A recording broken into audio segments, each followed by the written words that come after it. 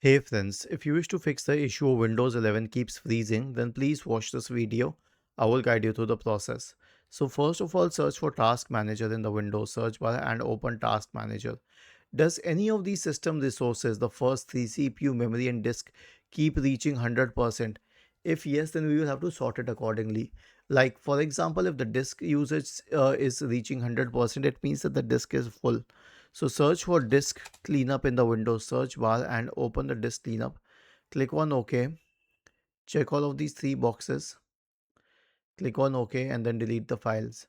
This will reduce the disk usage. The next one is about memory. So memory means RAM.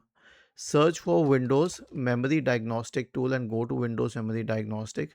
Click on Restart Now and check for problems.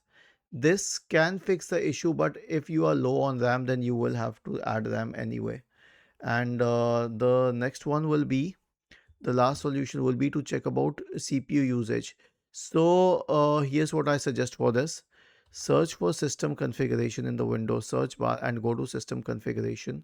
Go to the services tab. Check the box associated with hide all Microsoft services. If any of the services checked, click on disable all, apply OK, and then restart the computer. Was this helpful? If yes, then please subscribe to the channel.